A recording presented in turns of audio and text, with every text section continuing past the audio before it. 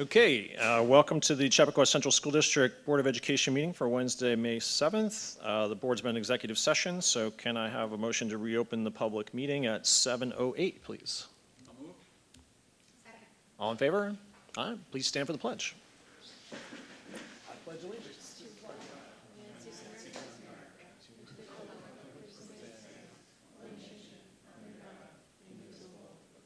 Justice for all.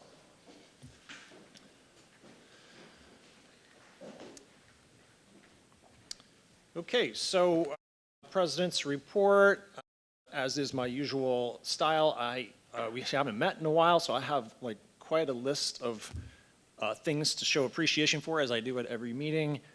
First and foremost, it's Teacher Appreciation Week, so we need to mention that and express our gratitude for all of our teaching staff and all the hard work that they have put in all year, and wish them a good rounding out for the rest of the school year.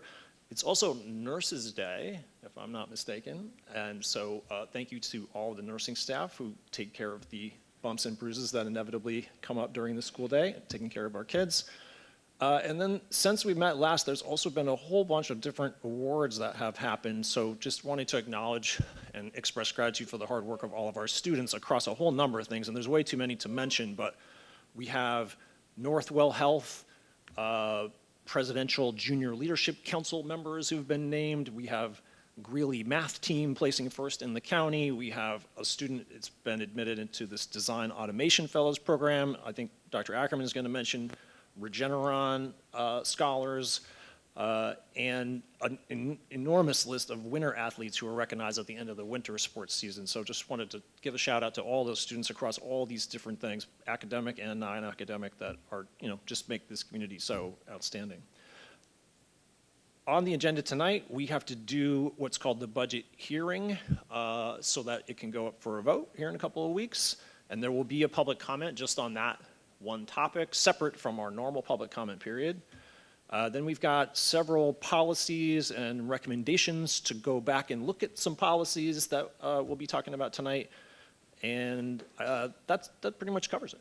So Dr. Ackerman, over to you. Thank you, Ryan. And we are now going to open up the budget hearing. And so after Josh concludes presenting the budget hearing portion of the evening, we will open public comment, which will be specifically only on the budget slides that are presented this evening, or anything to do with the budget that we've previously presented. So Josh, go ahead. Sure.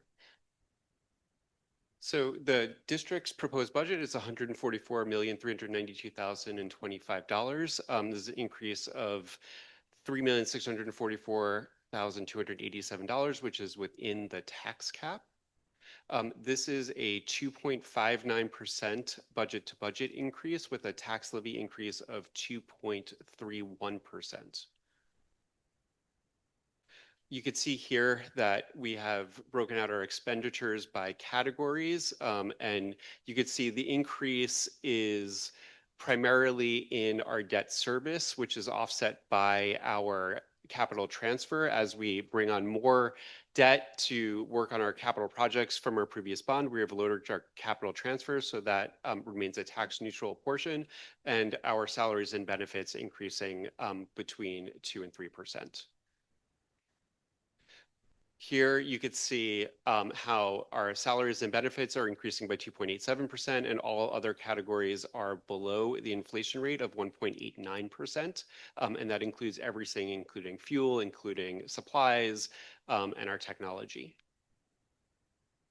Here you could see that our salaries and benefits makes up about 71.26% of it. We're in education, we're a people industry, and we want to make sure that our teachers, our faculty, our staff are a large portion of our budget, and where about 29% is everything else. Here we've already talked about the debt service and the capital transfer. You can see the increase and the decrease there. As part of this budget, we have a capital transfer that includes a Greeley guardhouse, as well as paving the Greeley entrance and the senior parking lot and relining the senior parking lot.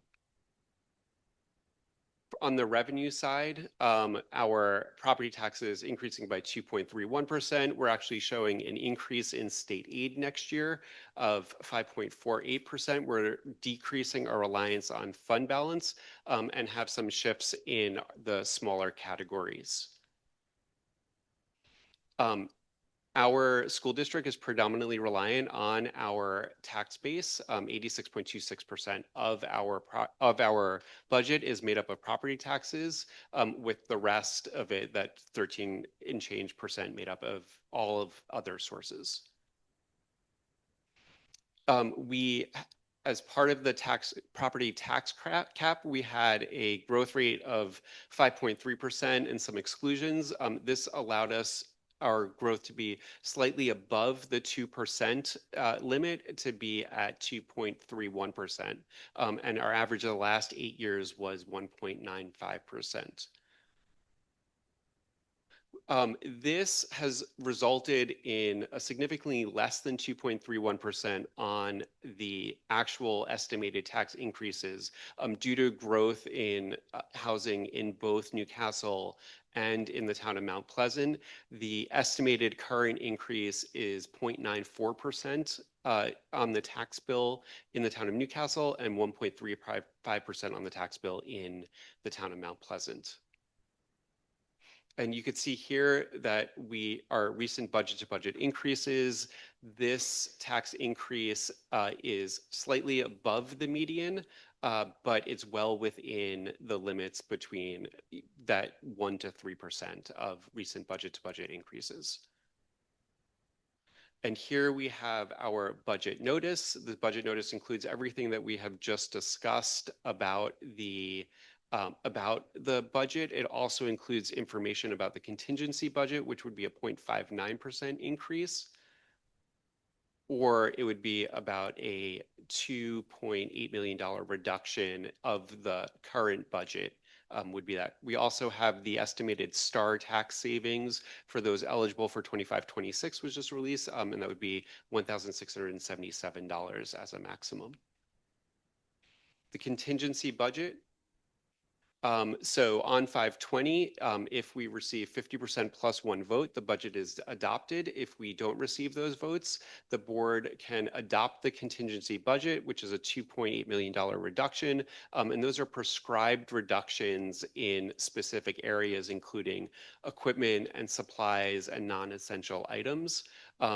If another option, if the budget is disapproved, is to put a new budget up that is the same, higher, or lower on the 17th of June. If that is approved, the budget is adopted. If it's disapproved, we're required to go to a contingency budget. Some voter information here. To be eligible to vote on the 20th, you must be registered to vote and live within the school district. You can register to vote up to May 15th, which is 5 days prior. Please contact Lisa. You could call her in the district office or come to the district office during regular business hours. And you can go to our website to look for information about absentee ballot information. On the ballot is the budget resolution and the library resolution. There are 4 members running for the school board for 2 elected positions, and there's 1 member running for 1 position as a library trustee. And again, just conclude with our budget of $144.4 million. And please, any questions, contact myself, Christine, or the board. At this time, I'd like to open up public comment on any comments related specifically to the school district budget, and we will follow the same parameters as regular public comment period. Any comments? Okay, and that concludes the budget hearing. And does the board want to make any additional comments at this time, or should we move forward with the superintendent's report? Okay, thank you. Thank you, Josh. And thank you to your office for working so hard to put the budget together for the community. All right, so now I just want to go over a few items in the agenda, but I also want to take this opportunity to provide an update based on some action steps that we talked about at a previous meeting resulting from concerns from International Day at Seven Bridges. So this is not a new slide, but it does have new information on it. So as we had discussed previously, we had the opportunity to talk with the PTA Executive Council, the social media team, and communicate out clearly what our policy is to our staff in terms of concerns that had been raised around a variety of issues about International Day, particularly as we prepare to support Bell as they move forward and hold their International Day to be able to run that event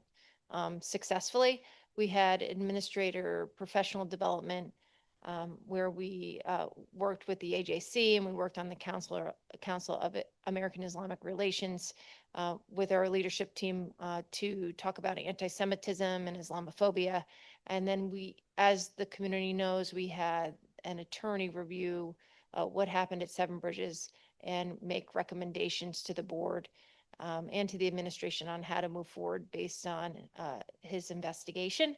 And so his review is complete. So I do want to share his recommendations around how to successfully run International Day in the future based on his analysis, as well as some policies that he's recommending we look at again and make some revisions to. So in terms of International Day, some of the recommendations center on defining what International Day is for our schools and what the purpose of International Day is, reframing the day to maybe align with some designated themes around different cultures, maybe music, dance, or art. Limit the event support to building parents, limit parent involvement to food contributions and meal distribution, have clear entrance protocols for parents who are participating in the event. And if we do move forward and continue to have displays, they should be student generated, completed in school, and supported by faculty using rubrics. Our administrators should secure, approve, and review the content of any performers.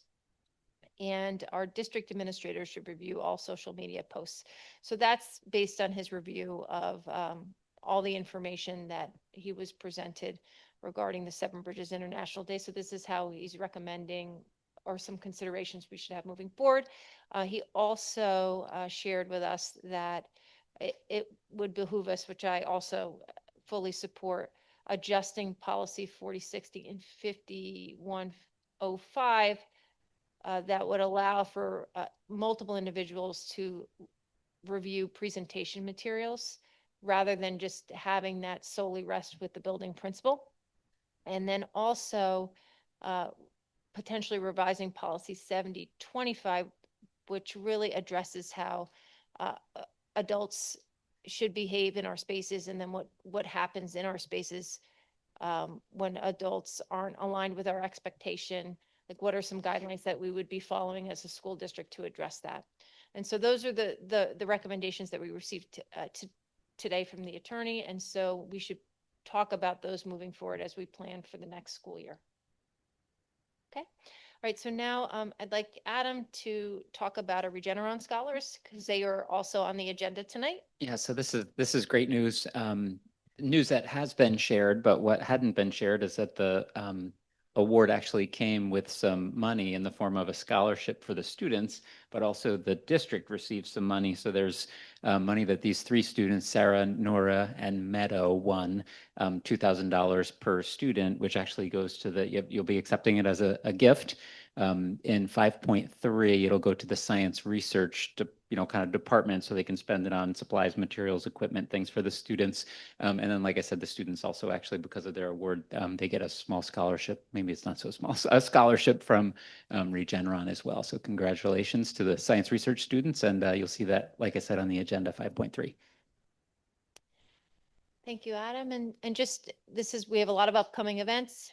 Of course, that's our new mascot. We have our family carnival coming up. We have our band, orchestra, and chorus concerts next week for our middle schools. We have our junior expositions for our life school. We have performances at the elementary schools as we begin to conclude the school year. Our budget vote is on May 20th, along with our Festival of the Arts here at the school district in Greeley. And then our next Board of Education meeting is on May 21st. So that is the end of the superintendent's report. So now I want to invite up Jennifer, who will be presenting the library budget, and I want to welcome her tonight to our meeting. And I also want to acknowledge one of her board members, Georgia Banak, former teacher, is also here in the audience. So Jennifer, I'm going to just pass the clicker down to you so you can move your budget presentation.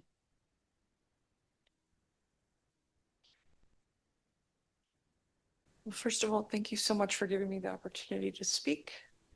It's a pleasure to be here, to collaborate with all of you, and I appreciate all the support that the district gives to the public library. So this is our budget for the upcoming year. You'll see this first slide are our revenues that we anticipate coming in. So the anticipated the tax levy for next year will be $3,708,998.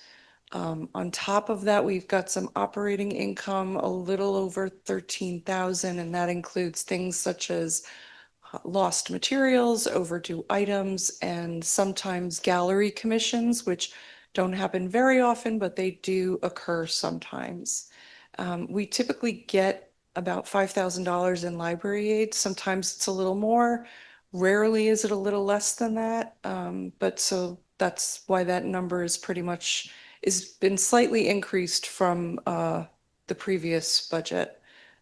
And then our investment income has done better than expected. So we anticipate it'll be about $45,000 in additional income next year. And that would bring us to $3,772,348. There's overall a slight increase. The overall increase is 2.81%. On a later slide, I will show you the tax cap calculation, so you can look at that. Our biggest expenditures is always personnel and benefits, but this coming year will remain almost flat and slightly less, and that is due to the fact that we have had a couple of reorganizations at the library with regard to personnel, and we've also had a retirement of a long-term employee. So that number will actually go down, even though across the board, staff will be getting a 3% increase next year.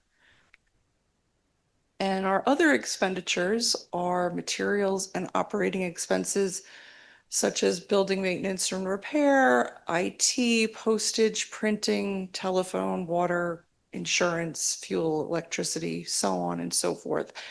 And I would say that the numbers on this slide reflect the biggest changes. And I think the reason for that is we noticed in the past year that what we were seeing in each of these lines wasn't exactly what we were spending. And so what the team at the library did was do a deep dive in what we had spent in the last couple of years in each of these lines to more accurately reflect what we would be spending moving forward.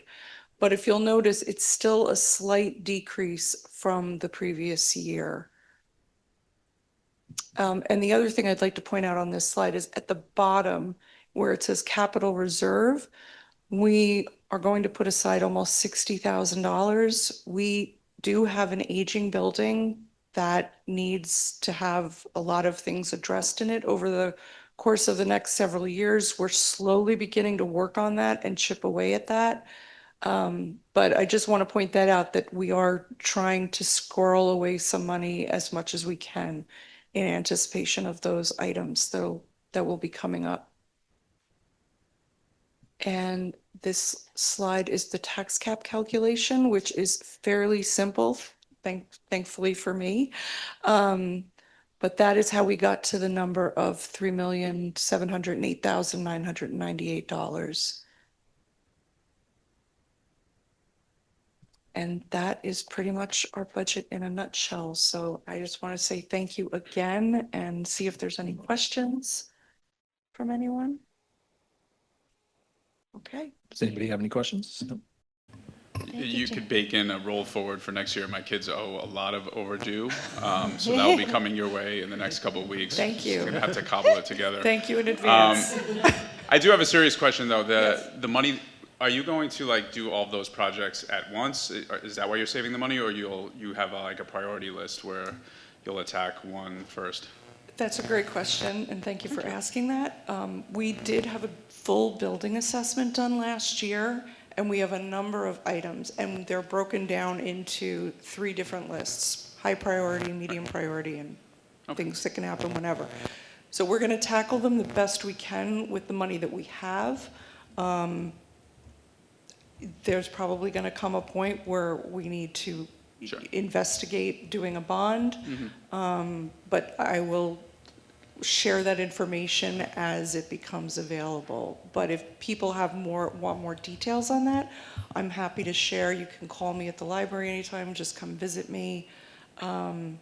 I'm Look, happy to answer. I mean, I know the building is old, but like Yeah. from my perspective, when I'm in there, it looks like it's in great shape, but like you never know what's actually going on, so. There's a lot of Yeah. behind the scenes Yeah, items happening. right. If you had come to visit today, you would notice a number of missing ceiling tiles Right. from leaks and things Sure. like that. I mean, it's a building, it's like course. having a house, so these are all things that, it's just having a building. Yeah. So, Well, you guys do a great job there. I love thank it, you, yeah. thank you. Well, I feel very fortunate to be here and in this community, and we are so supported by everyone here, so we're very grateful. Thank you. Yeah, thank you.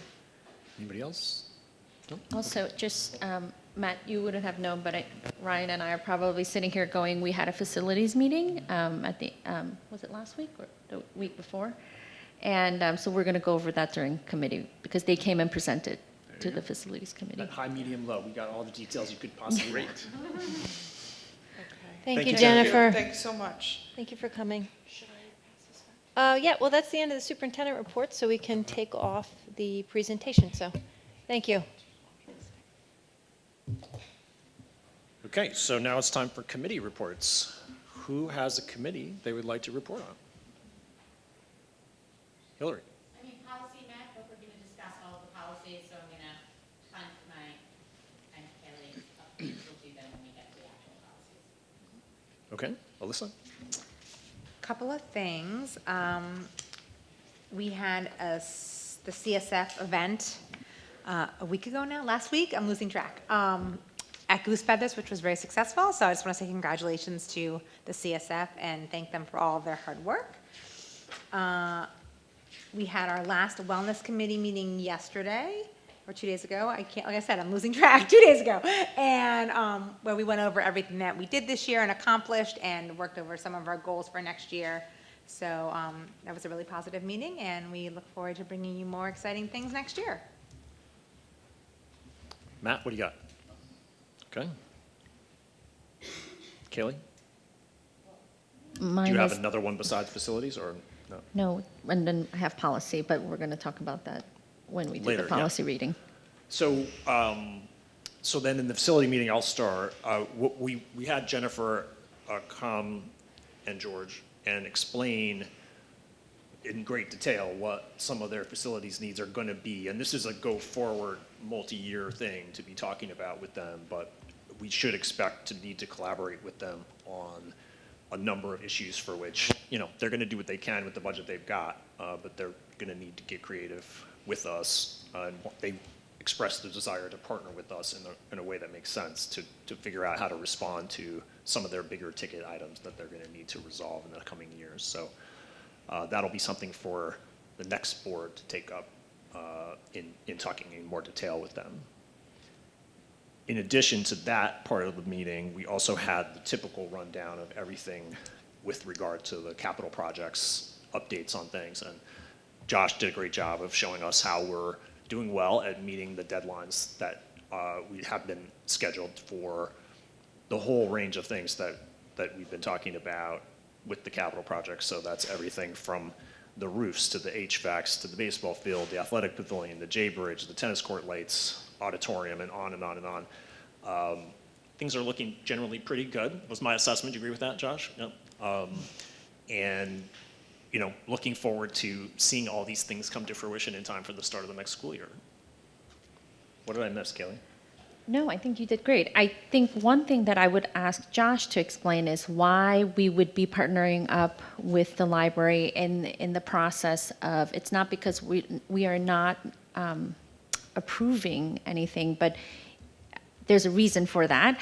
And then I think most people do know, or maybe they don't, that we do own the library, but they're also separate. They have their own board and their own budget, and there's a reason. And Josh, I think you should explain to the community. Our relationship with the library is that we own the library building. And so all of the maintenance and required what has to go through the school district. So any capital improvements or capital debt, the school district would be the ones to assume that liability, that debt, handle that vote with the library. So we started the process of listening to them in the facilities committee to see how we can do that. For instance, in the 2016 bond, we did some work as part of that bond for the children's room in the library. So that was a library bond piece that was coupled with a school district bond. So the question that they're going to work with is, will this be coupled with it? Will this be separate? How will we work this in the coming years? And I have to sign off on some of their documents when they submit them to SED, so we have to Yes. be on the same page. Yeah. Thank you. Does that do it for committee reports? I think so. Okay, it's time for public comment. We welcome public comments. In respect for each other's time, we ask that you limit your comments to 3 minutes. Board members may be contacted via email or phone. After the public comment period has been completed, board members may have a discussion amongst themselves regarding comments presented. Are there any public comments tonight? Great. Okay. Then we're going to move. Oops, sorry. Microphone out for a moment. We're going to move to item 3. So let's do 3.1 and 3.2, which are accepting the minutes from April 22nd and April 29th. Can I have a motion for 3.1 and 3.2, please? I'll move. I'll second. Any discussion? All in favor? Aye. Okay, then we're going to go to 3.3. So this is the policy around adding a student to the board. We're going to do, this is the third time we're reading it, and this is to adopt it. So let's do the motion, and then we can talk about it, if there is more discussion to be had. So can I have a motion for adopting policy 2245, the ex officio student member of the Board of Ed? I'll move. Second. Does anybody want to comment on any of the adjustments that were made based on the work session that we had last time? People happy with the way that it turned out? Do we have the highlighted version, Christine? Do you want to just go over any adjustments we made? So the only thing we talked about was making it, crafting the requirements in a way that were student-friendly and adding a minimum of 50 signatures for a student to submit an application. I also shared with the board, and if you didn't get a chance to read it, that's totally okay, like a cover sheet and a petition draft Yes. that I'd like to send out as early as tomorrow, if everyone's okay with it, to the high school students in grades 9 through 11, because they're the only ones that are eligible, so that if they plan to run or get into the process, they can start as soon as possible on obtaining the signatures and writing their essay. The only other thing we discussed is just that the timing is probably off this year from how we would adjust it going forward. Yes. Because it's condensed because we're only potentially adopting it tonight, but that going forward, we would have it earlier and probably align more with what candidates have to do in terms of timing, just because it's really hard. They have so much going on at the end of the year. But this year it can't be helped. And the other thing is that because this will be our first year doing this, it may change. Probably things will not just state, but what our goals are for the student member and how we do different things might look different next year, depending on our experience. We'll learn some stuff. Yeah. Yep. So what I'll do is Should we do the vote? if you adopt the Okay. policy, Yep. I will, I thought you were going I'll to have make a action David statement. Yep. draft up the email that we will send to the children tomorrow for you to review before we push it out in its final form. and we'll aim to push it out on Friday. Okay, so you'll have a chance to look at the mocked-up version tomorrow. And just, I know Matt just mentioned that the petition can be signed by any K-12 student in the district. It's not just high school students. Yes. So- Because they have to represent the entire district. K-11. I actually, I made it kindergarten through 11th grade, since the 12th graders won't be here next Oh, year. right. That's okay Okay, with everyone? yeah. I didn't go pre-K. I just felt like that would be hard. Yeah. Okay. Any more comment or question? All those in favor? Aye. Aye. All right. It's Right, exciting. so I made a slide for the next one, if that's okay with everybody. Oh, sure, okay. So 3.4 is the first reading about policy 5090, which is establishing or revisiting some rules about residents. So, yeah, we're not, I don't think we're just reviewing it. We're not doing anything further than that, right? There's no motions involved here. So, go ahead, Dr. Ackerman with, Well, I didn't know if Hillary or Kaylee wanted to oh, sure. share. No, I take it away, Christine. Okay, so we had discussed potentially expanding the opportunity for students to stay in their original school of residence if they had 2 additional years to complete in a given school. So the way or less. So the way the policy was originally, is currently written, is if you move in the middle of the school year to a different attendance zone, you can finish the school year, but then you have to move. There's really there's no discretionary language in here that allows for the student to stay. So the policy committee met and we reviewed some other districts and how they approach this.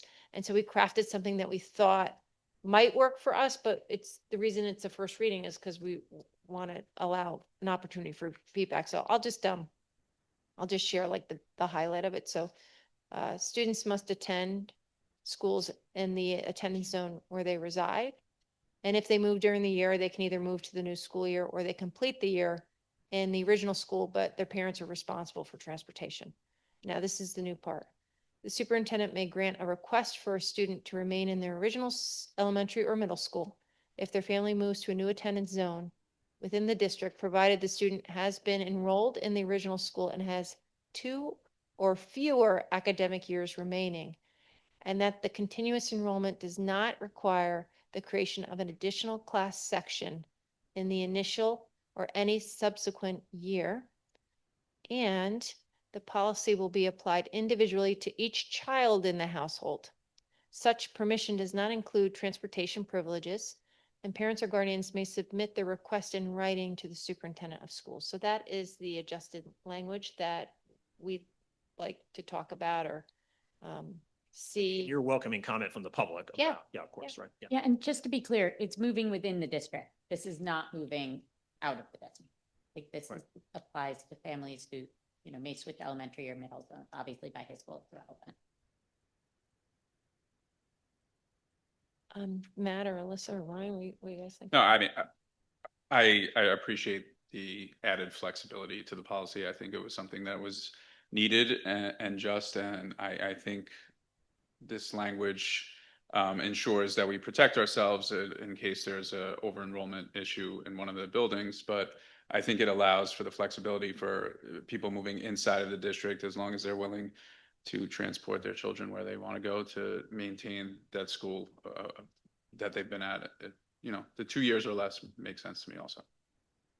And also, like, I think anytime we talk in policy, and I know that the rest of the board that's not on the committee share the same viewpoint, in that I think anywhere where at any moment when we can support the families and our students and we can be flexible as much as we can, we want to be. And that is coming out in this policy, and we want people to just understand that. But there are also parameters just because we want, I mean, if you see at the end, I actually have never seen another policy, Christine, that's been revised so many times since 1961.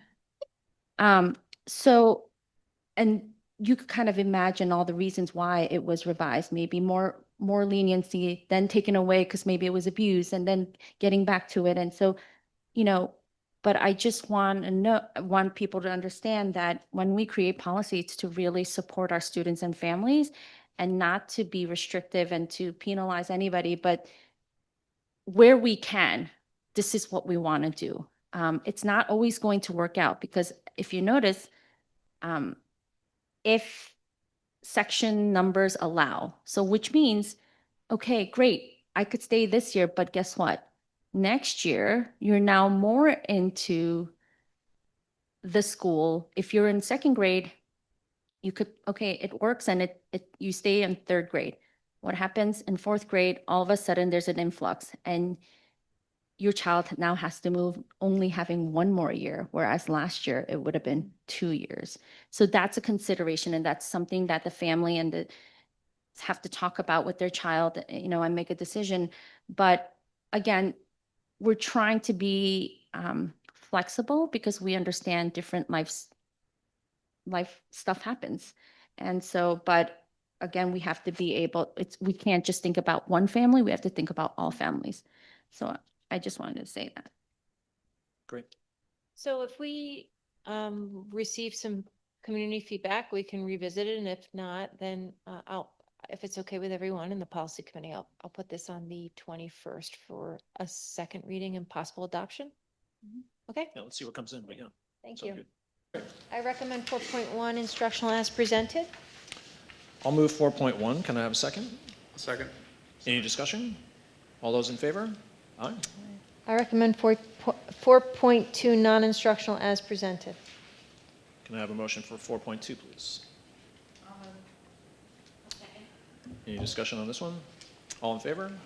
Aye. I just wanted to acknowledge Don DuPont and Karen Smith. Both are retiring, and we will absolutely celebrate them in June. These people are institutions. Yes, I mean, Don is he is an institution, so we're very happy for him, but it's really sad to see him go, and of course we wish Karen well, but she luckily will be with us until November, so thank you. All right, that brings us to item 5. This is the consent agenda. Use of the consent agenda permits the Board of Ed to make more effective use of its time by adopting a single motion to cover relatively routine matters which are included. Any member of the board who wishes to discuss individually a particular piece of business on the consent agenda may so indicate, and that item will be considered and voted on separately, preserving the right of all board members to be heard on any issue. It's recommended the Board of Ed approve the following 5.1 through 5.17, which includes special ed summaries, the gift from the Regeneron students, several contracts with regard to capital projects, the 5-year contract with BOCES is on here for certain computer services. Yeah. Does anyone want to take anything off tonight? I don't want to take anything off, but I'd like to hear more about some of them. Okay, so let's do the motion for 5.1 through 5.17. Does anybody want to move that? I'll move. I'll second. All right, Kaylee, which ones would you like to talk about? Yeah, so the Southern Westchester BOCES contract, is that something that we're switching, or did we ever have any contracts with them, but not this Right. area? Yeah, so this is a great question. Yeah. We are, Andrew had proposed a new telephone system for the coming year. And we have been going through and looking for the best rates. And BOCES is able to give us the best product and the best services and the best interest rate on anything. So we're going to be going with them. And then they're going to contract with a private company for us to install a new phone system over the summer. Okay, great. And that's hardwired, right? Not dependent on the complete lateral Nope. cellular service? It is hardwired landline How phone old system. school. And then I had, if 5.17. Yep, Sounds exciting. field trip, RIT. But is that, I don't think I've ever seen compete in the Genius Olympiad. That sounds really intense. I don't know, maybe just a name. There's only 2 international fairs for Science Olympiad students. One of them is ISEF. WESF is like a more local, then there's, I'm sorry. There's only 2 kind of the international science research fairs. One of them is ISEF, which I know we've approved students going there. The other one is Genius Olympiad. It happens to be at RIT this year. Students come from 76 different countries, 40 different states, 1,400 students all together. There's some obviously tight qualification requirements. You need to win, a few levels before getting there. We have one student who won a spot this year to go to this Genius Olympiad. So we have this one student and a chaperone going. That's what that is. That's And amazing. this one's specifically like an environmental project, so there's some, criteria attached to it. But I don't yeah, mean it's a to real put you honor. on the spot, Adam. Is Genius an acronym, or it's actually called the Genius? No, it's called the Genius Olympiad, yeah, Interesting. Good one. Yeah. which is pretty good. Pretty good. Okay, that was it for me. Okay? Thank All those you. in favor? Aye. Aye. Item 6, here we're going to acknowledge receipt of the following contracts approved by the superintendent. Let's do 6.1 through 6.4 all together. This is the weather service, Dr. Ackerman's capabilities as the weather woman for the district. Continuing ed, the administrative and board of ed retreat, and the professional development that the team did that Dr. Ackerman mentioned earlier. So can I have a motion for 6.1 through 6.4? I'll second. Any discussion? All those in favor? Aye. Under 7, we have one change order approved by the superintendent. 7.1, which is to deal with a couple ceiling issues to get around a duct thing, if I remember from the facilities meeting. Is that right? Did I have that right, Josh? Yeah. So I will move 7.1. Can I have a second? I'll second. Any discussion? All those in favor? Aye.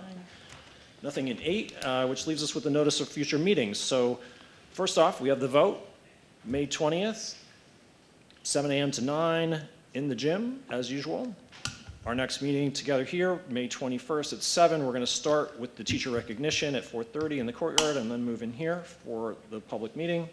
And then we'll be together again on June 4th at 7 for honoring retirees at 4:30 and then starting at 7 for the public meeting again. And with that, can I have a motion to adjourn at 7:49? I'll move. All in favor? Thanks, everybody.